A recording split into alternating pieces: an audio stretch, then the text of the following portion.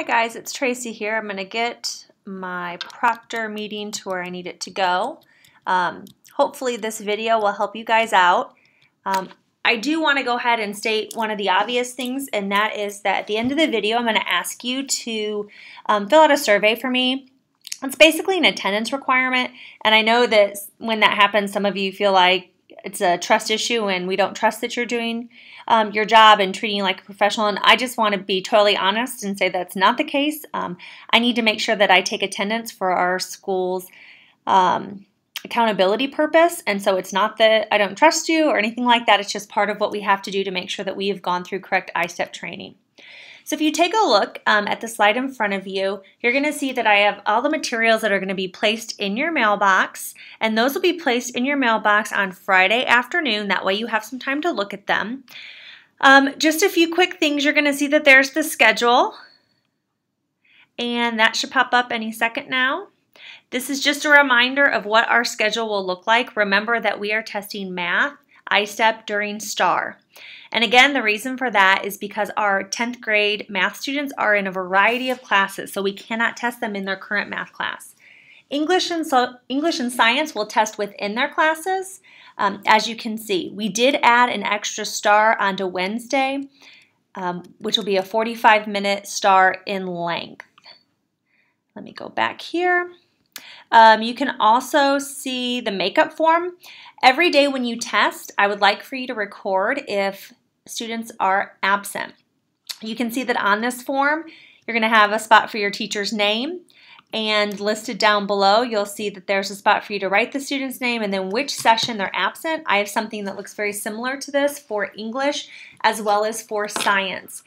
If you would also do me a huge favor, and please note that when a student is absent, if you would flag their test booklet, put a post-it note in a really obvious spot so that way I know that I need to definitely pull that test booklet in order for them to complete that. You guys are crucial in helping me get all that done, and I appreciate your hard work. The next roster or piece of information is the before testing directions. This is probably the most important piece that you're going to want to have out as we start. I do want to let my math people know, whoever is proctoring for the math iSTEP, on day one, time is super tight. I'm a little nervous about making sure we have enough time, but what we'll do in order for that to make sure that we have everyone finish testing ahead of time is if you're not done testing, I'm going to ask that you call or email me, and we'll make a school announcement to hold everyone. But I wanted to let you know it's super tight on time on this one. This gives you step-by-step directions. You need to make sure kids turn their cell phones off and put them in their backpacks. They cannot have those out at any point in time. That goes for smartwatches too. If they have, you know, an iWatch or anything along those lines, they have to take those off and put those away as well. That is the same also for science and also for English. Each test booklet each subject has their own test booklet. So for math, you're going to see that those are in your bag. And in the upper left-hand corner of the box, all I need you to do is have your students write their first and last name. That's all you'll have time to do today. As they are writing their name, you're going to pass out your reference sheet, which is also in your bag, and the punch-out ruler.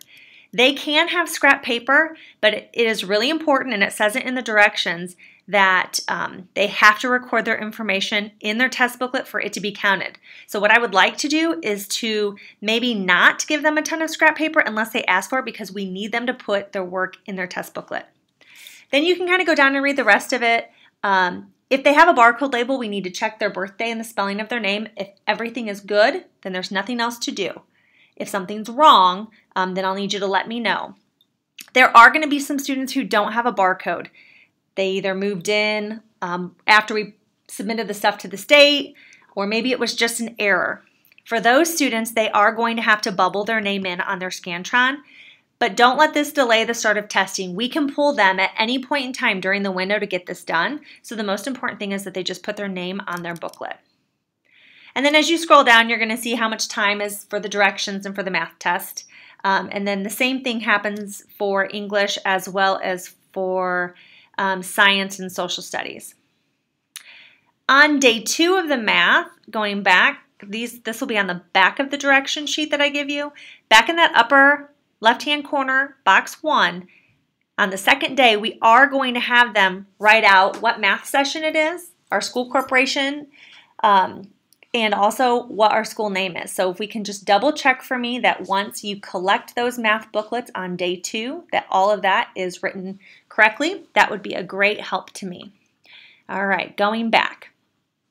You'll also receive your testing roster. You should note that the special services students and other students who receive special testing, they have been highlighted on your list, and it will tell you exactly where they need to go. So if they show up to you on testing day, you will simply send them to their correct test location. Also on Friday, along with all your materials, I'm going to put your manual in your mailbox. Feel free to read through this as much as you would like. We've post-it noted it and we've highlighted it so that way you know exactly what to read.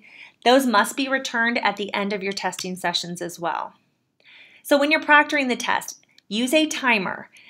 You can use one on your iPad if you want. You can use one on your phone. You can use one on the main computer. Some teachers like to display it. Make sure that you are telling students how much time they have left. Okay? If students finish early, if every student finishes early and there's 10 minutes remaining, you can stop the timer, you can collect your materials and have them wait patiently. Like we talked about before, please walk around the room. Make sure kids don't have electronics out. Make sure kids are working in the right test and the right booklet. Sometimes, there are multiple sections of the test, so if you double check, they're on the right one. What if? If you see something strange, let me know. If you think a kid's cheating, if a kid gets sick, if a cell phone goes off, I need to know those things. The other thing that happened last year, which would be helpful, once a kid starts the test, they have to finish the test. So if a student says to you, oh, but I really hurt my hand and I don't know if I can take this whole test, please let me know that. I don't want them to start it and then not finish it. They can take it, like I said, throughout the entire duration of the window. Or if they are going to have to leave class early, do not have them start that test. If there are any emergencies, I'll be in my office. You got those phone numbers there. You can call myself, Jake, or Nanette. Final logistics. If you would please make sure that when they come in to take their test that you take attendance in Skyward. And I know that if you are a STAR teacher who's moving, you will not be able to take attendance in Skyward. That is fine. If you will just let me know who is not on your roster. You can simply email me with who's not on your roster, and I will get that to the right person. Remember that materials are checking in and out of room 306, which is upstairs by Chad Daniels. There will be there will be pencils and scratch paper available in your bag if you'd have kids return those, even the scratch paper. I have to shred that material. While it does feel like you maybe rushed a little bit on time, we don't want the students to feel that way. So if you would please remind them to take their time. If classes are going a little bit later, we can hold for a minute, but I feel like most kids will finish the testing before the time is up, which will allow us to have a little bit of time on the back end. I just wanted to explain this very quickly. There was some question as to why were some teachers proctoring for a STAR teacher and why were others not.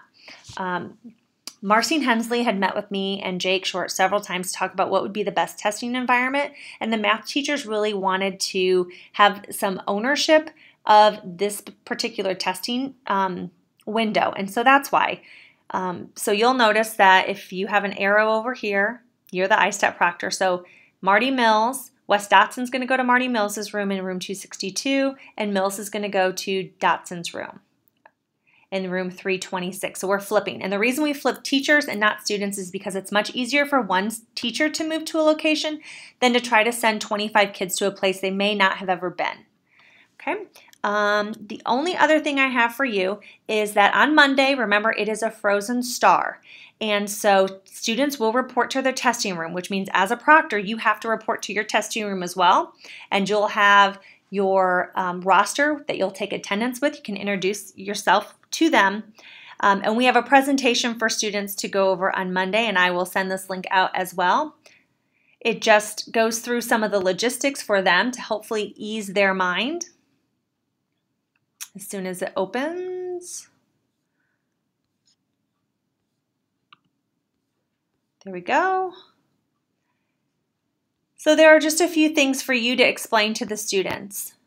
And I understand that if you are not in if you're in someone else's room, you may not have the ability to open up their computer and get in. So I will have some printed copies available for you as well, and you can put them underneath the document cam. Okay, well, I think that's it. If you have any questions, please let me know. Again, remember that when you finish watching this, if you would go into that survey link and take that quick link and put your name in it, I would appreciate it. The only other thing I have is if you are testing within your own classroom, make sure that you remove things from your walls. It could give kids a hint of how to answer a question, or if it has content-driven material, that needs to come down. I think that's it. Thank you very much. Let me know if you have questions.